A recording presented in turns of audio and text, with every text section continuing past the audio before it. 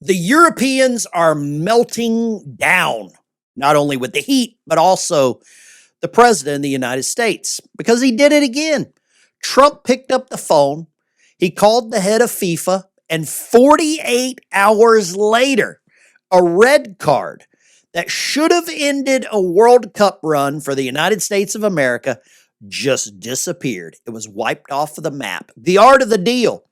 And here's the thing people are missing. Trump is the most powerful man on the planet right now.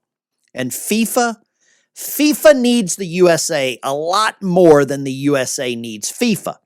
This tournament is happening on American soil, in American stadiums, in front of American fans footing the bill. So when a referee makes a call that everyone in the stadium, including Stevie Wonder, knew was wrong, why wouldn't FIFA fix it? This isn't just a soccer story. This is the rest of the world watching in real time and finally understanding something Americans have known for a while. When Trump moves, things move. When the American people show up, the world listens. And we're going to talk about this. This is important. Maybe not to global politics, but maybe it is. Maybe this is more important to the global political balance than just soccer, than just football. Okay? This is huge. Brazil's out. England's in. The US is in. We need this. This is important. Can you imagine the European meltdown if America were to win the World Cup? Would we officially change the name of the game to soccer? Right here, this is the Guardian newspaper out of the UK, and you know how England always tries to control the world. And this is a huge story right now. This soccer star, Folarin Balogun, good American name, probably came over on the Mayflower. He was shown a red card, and I want to show you the red card that he got here because it's a little odd. I want you to see this. This is the accident. You see that? That's the red card. He was going for the ball, misplaced his foot. The other player went down, red card. This was the way to get the United States out because he's very important to this team. Very important to the team. And Trump just picked up the phone and said, hey, man, I want you to relook at this, right? And the Europeans are freaking out. But sadly, none of those same Europeans are freaking out from this article 7 months ago when Cristiano Ronaldo, one of the biggest names in the world when it comes to soccer, we call it soccer here, was cleared of a red card and allowed to play in the World Cup. Because if this would have stood, Cristiano Ronaldo, this household name, there are people in countries that speak in whistles and clicks know this guy's name. But his card was rescinded and nobody said a damn thing. And here he is posing with the most powerful man in the world, the most known soccer player in the world, posing with the most powerful man in the world. And he was cleared to play. Now, let's go a little further here. It says FIFA is, now this is another article here from the Telegraph, another British rag. FIFA in crisis over the Trump red car row. UEFA plus England and Germany urge this guy to allege political interference. Do you believe it's political interference? I don't know. I'm going to say no because I side on the side of America. On the weekend of the 250th, the George Washington movie, President Trump just celebrating freedom in America. This is all about second chances. This is all about giving someone that may have messed up another opportunity to redeem himself. Now, the opposite side of this, we've got some American newspapers. This is Breitbart. They said he suspended him for U.S. soccer star Folarin. It's suspended, clearing him to play in the World Cup match versus Belgium. And Belgium, they're already lobbying FIFA to keep this guy out. They can't just be happy, can they? There's another article from The Guardian. The British people are melting down over this. Now, they've got a big game coming up against Norway. Norway just knocked out Brazil, so, unwelcome and undue. Trump's red card intervention hurts the U.S.'s World Cup more than it helps. A guy by the name of Pablo, and I'm not taking any advice on anything in my life from a guy named Pablo, but I want you to take a closer look at what happened here. Does this look like it was intentional or just a complete accident? Right? But he's available to play tonight against Belgium. And I think it's amazing. Now, we've got other news coming on here in the United States, and we're going to talk more about that. We've got other stuff going around the country that we can celebrate. ICE is arresting 10,000 immigrants in a 5-day surge here at home, and that is huge. You want to make America great again? You want to clean up the streets? You want to clean up the crime? Get rid of 10,000 illegal criminal migrants in 5 days. That's just the month of June. We've got a long, hot summer rolling in. All right? Now, what this is doing is it's freeing up more money for people receiving Social Security. Look at this. Social Security recipients like myself receive a monthly payment based on the amount we contributed throughout the years. Illegals paid zero and should receive zero. They shouldn't get any of this money. Says, be honest, are you really okay with masked ICE agents waiting outside of courts to grab illegal migrants? I think I'm okay with it. I say send in the regulators. Where's Billy Kid and all the other regulators, the young guns? Get them out there. We need these people out of our country.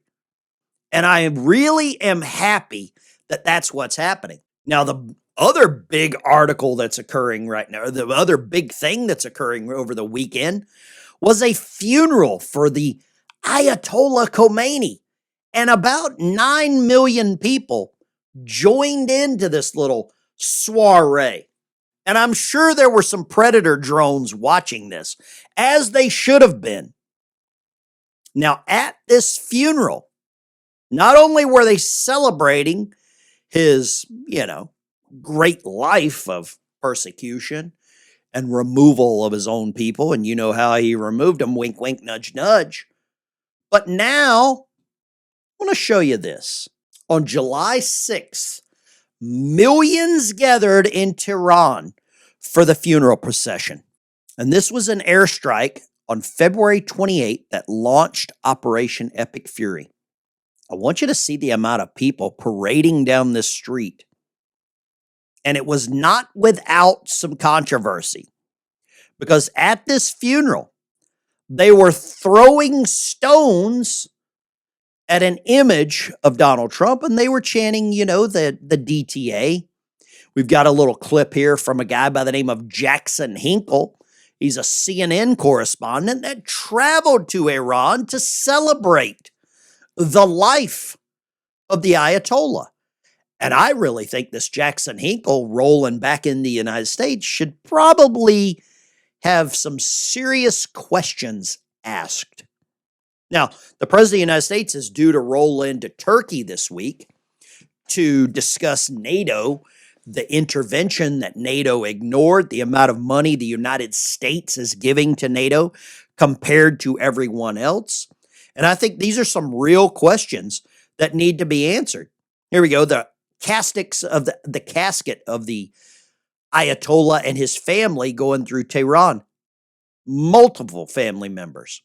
And here is Jackson Hinkle. I want to hear from this CNN correspondent on exactly what he believes is happening. Good morning. Right now, hundreds of thousands of Iranians are in the streets of Tehran to mark the funeral for the late Supreme Leader, the Ayatollah Khamenei. This entire event is set to end on July 9th.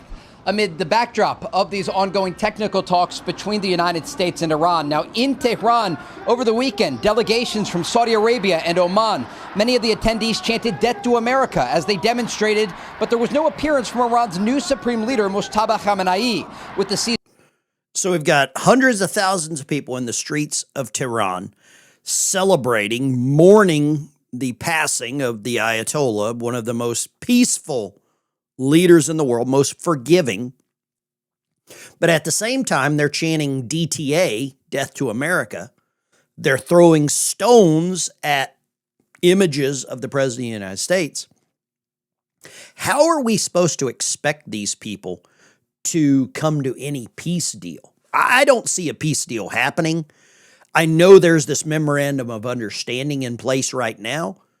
The President of the United States is about to travel to Turkey to try to get NATO more involved. I don't know how this plays out. Leave your comment down below. President Trump is the leader of the United States. He does what's good for America. I'm the leader of Israel, the one and only Jewish state. I do what's good for Israel. 99% of the time, we see eye to eye. But in any family, in any close friendship, there are sometimes differences of opinion. Now, Prime Minister Bibi Netanyahu said something there that I don't believe has been true in the past. He said that the President of the United States does what's best for America. And for too long, we've had too many presidents that didn't put America first.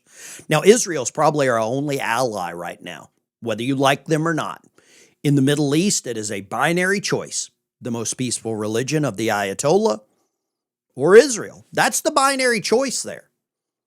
And some of these other countries that we've been funding through NATO, tune of about $999 billion a year, have not stepped up to help us.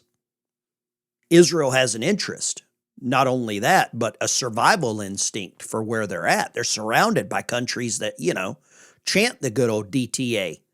So leave your comment down below. I don't believe we're obligated to help them. Biblically, there's a lot of people that will make that argument. And I agree with protecting the Israeli people, the Jewish people. I've not always agreed with some of the methods that Bibi Netanyahu has used.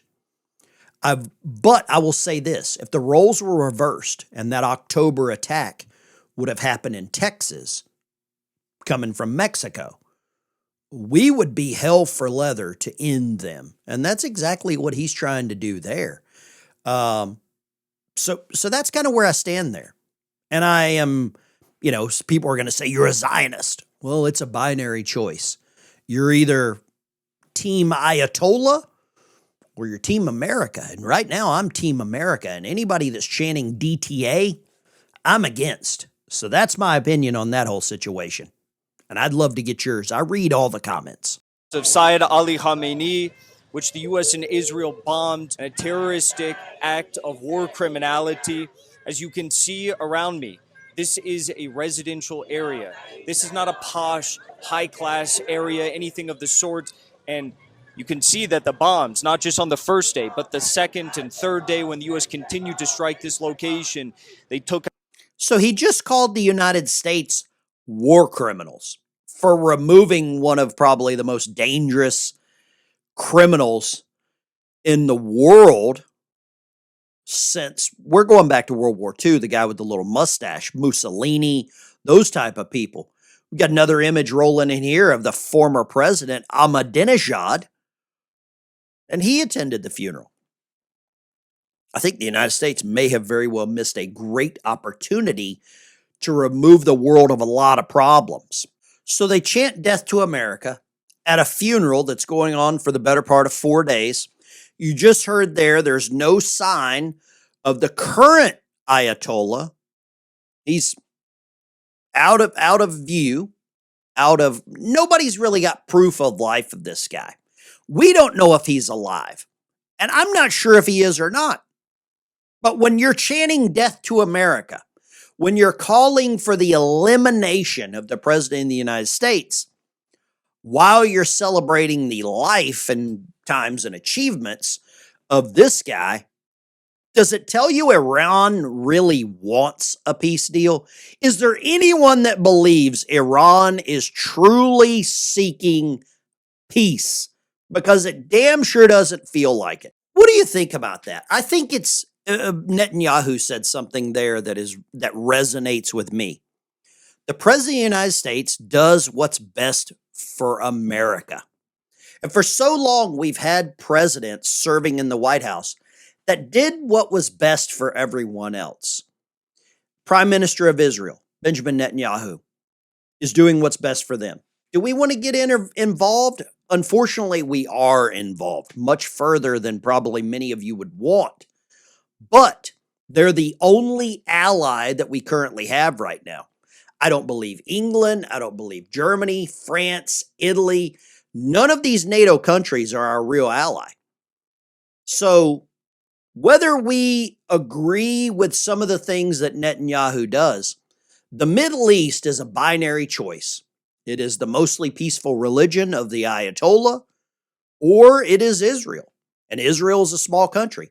I'd love to get your comments down below because I read them all and I try to formulate my opinion on some of the comments, some of the feedback. I'm not narrow-minded. I try to listen and I try to understand what exactly is happening.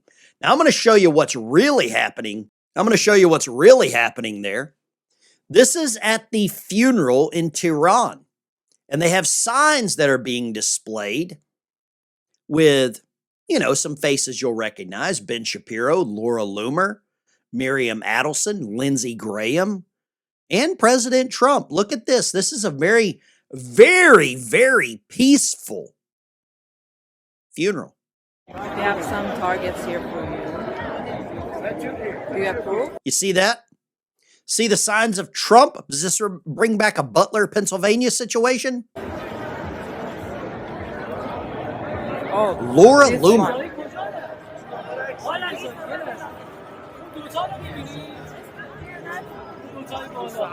And the sign reads, "Let's see what happens." Does this look like a country that wants peace? Does this look like a country that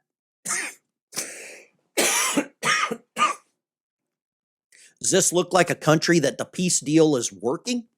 I'm not sure about that.